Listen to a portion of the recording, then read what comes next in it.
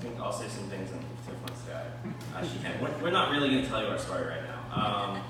I think a lot of people know it, and if you don't know it, we'd be happy to talk about it with you. We've tried to be pretty open as we went. So I think that, again, I don't want to repeat that part, but really briefly, we've been married a little over 10 years now, and we've been trying to have baby for about 7 to 8 of those years.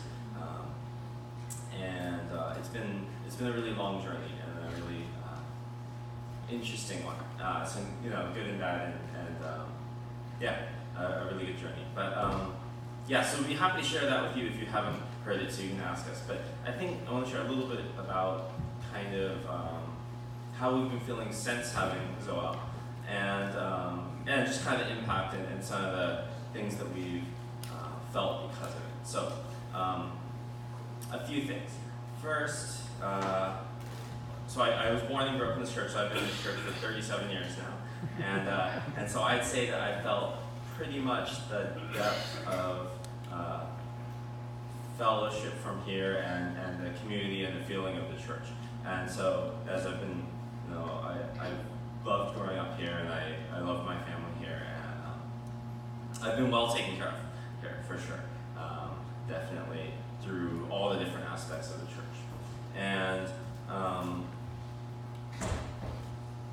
I guess in parallel, I'll be jumping a little bit, but my family's gone on a week-long vacation pretty much every year since I think I was like 2, so many years for that too. And as the first of my generation, I guess, I was well taken care of there as well, so I always was very well loved by my family.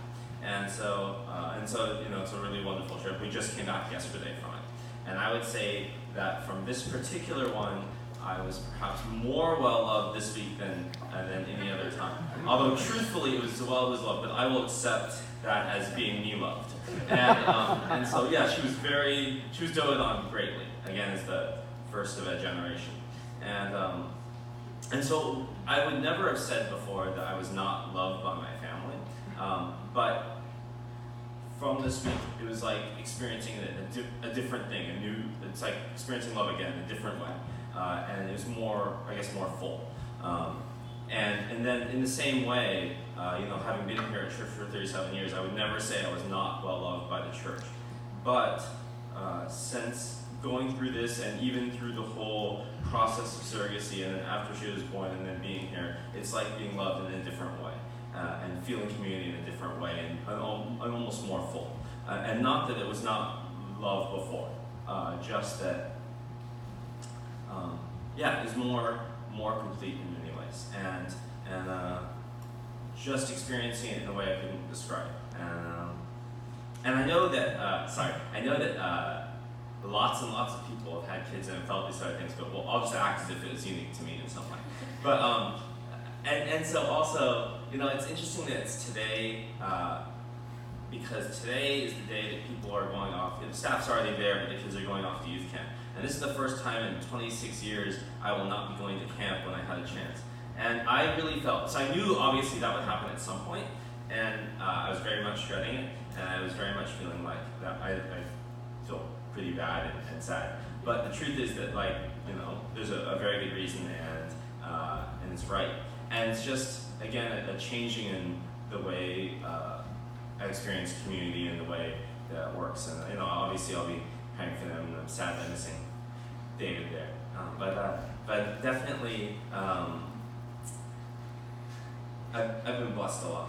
And one last thing I want to share is just that, and I know it's not in any way related really, but I was thinking a lot about Abraham and Sarah, how long it took them to have a child, how it's God's timing. And I will say that in one way I'm really sad about the way the timing has worked out. And that's simply that I really wish that Zoel had been born while my grandparents, while James and Marie were still here. And I know that my Lulu in particular would have loved to see the way that came to pass, just because of how much he gave here at SCBC and how much he loved it, how much he wanted for us as well. But I know that he is loving on us just as much right now, so happy for us too. And feeling that, again, that sort of, I don't know if legacy is the right word, but just the fact that, the generations have come down here, starting with him at this church, and knowing so many people who, but honestly, there's a lot of people who are at this church who I know, but only kind of know, but they love on her so much just because of the way that, honestly, James loved on the church so much. It's weird to say it. Goom. I'll say it. I can't say James. Loved on the church so much, and how he wanted this for us and for the life of the church, I think. And so, we're really grateful. I'm really grateful, and just so very blessed. I don't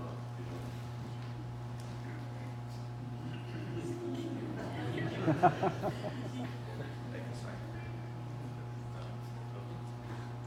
Okay, I know we're past our 5 minutes, so if you want to cut me off, just give me a cue. I just want to add to that having Zoelle has been such a gift. And, people would ask me how I felt before she was born, and most of the time I would say, I don't really feel like it's happening, because, I didn't carry her, and so I didn't get to feel a lot of the pregnancy joys that mothers get to feel. And one of my big concerns was that I wasn't sure I would bond with her that well, or that she would know I was her mother. And so I had a lot of fears, but now, none of that really matters. I feel like in the first week we bonded really well. Not as well as she and Kyle did the first 3 days, but I'm pretty sure that skin-to-skin contact did help at the hospital.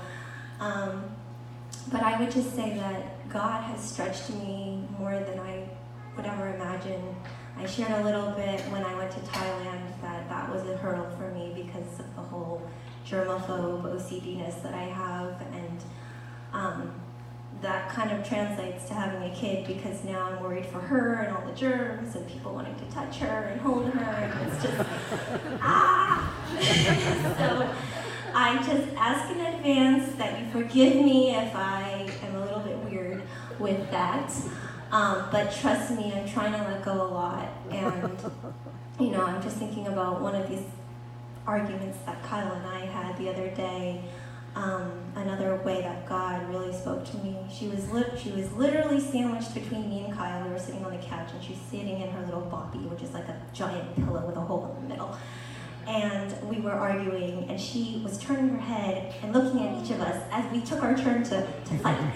And I just stopped and I looked at her, and I was like, tears were running down my eyes, and I'm thinking, oh my gosh, we're arguing about who's doing more work to take care of her.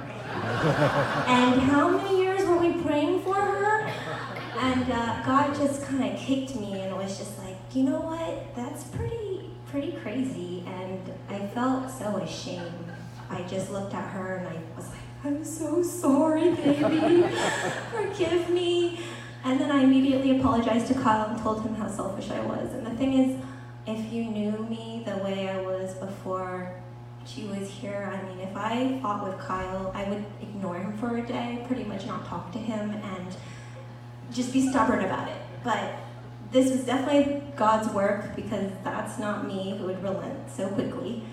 And it's just another reminder that God is working in our life and in ways we would never imagine. And so I'm just truly grateful for all of you.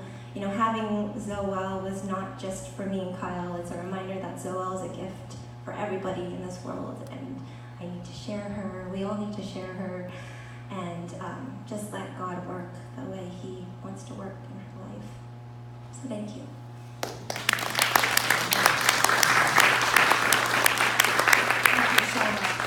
I'm going to invite the ushers to come forward to receive the offering. And if you would please stand.